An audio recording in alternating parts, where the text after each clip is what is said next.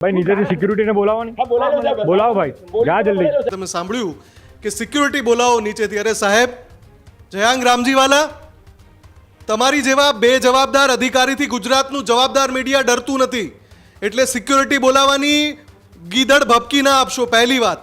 બીજું, તમે બહુ જો જવાબદાર અધિકારી છો, ઝોનલ અધિકારી બનીને બેઠા છો ત્યાં, તો સુરત મહાનગરપાલિકાના વિસ્તારમાં કોઈ અનધિકૃત રીતે ડિમોલિશન હટાવી દે તો તમે પોલીસ ફરિયાદ કરી? તમે કેમ પોલીસ ફરિયાદ હજુ સુધી નથી કરી? અરે કોના નામ છાવરો છો તમે? કોનાથી ડરો છો? કોનાથી ફાટી પડે છે તમારી? કે પછી થેલા ભરીને આવી ગયા છે? બિલ્ડરથી ડરો છો તમે? કોઈ રાજકારણીનો હાથ છે?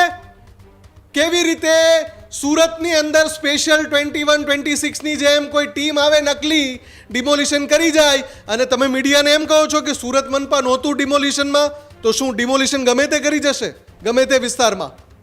અને તમારો અધિકૃત વિસ્તાર નથી, તમે ના કહી દો કે સુરત મનપાની અંતર્ગત આવતો વિસ્તાર નથી, આ તો કોઈ બાંગ્લાદેશનો વિસ્તાર છે એવું કહી દો.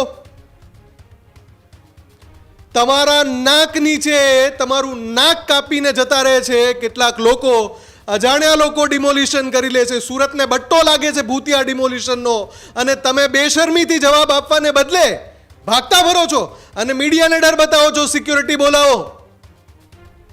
તમારા જેવા અધિકારીઓ બાબુઓના પાપે જ સુરત મહાનગરપાલિકાને હંમેશા કલંક લાગતા આવ્યા છે, અને ફરી એકવાર આ કલંક લાગ્યું છે. અને આ ડિમોલિશનનું સત્ય જ્યાં સુધી બહાર નહીં આવે ત્યાં સુધી ન્યૂઝરૂમ સંપૂર્ણ અહેવાલ બતાવશે, એના જડમૂળ સુધી જશે. તમારી પાસે તો સમય નથી એસીમાંથી બહાર નીકળવાનો, એસી કેબિનમાંથી, પણ ન્યૂઝરૂમ ગુજરાત એ સત્ય સુધી પહોંચશે અને આ જેટલા સવાલ સળગતા અમે તમને પૂછી રહ્યા છીએ એ બધાના જવાબ અમે મેળવીશું.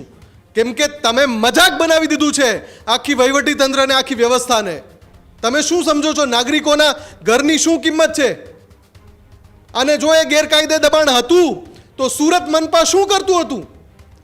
સુરત મનપાના અધિકારીઓ ક્યાં ફીફા ખાંડતા હતા? અને પછી આવી રીતે પૂંછડી દબાવીને ભાગવું પડે છે તમારે?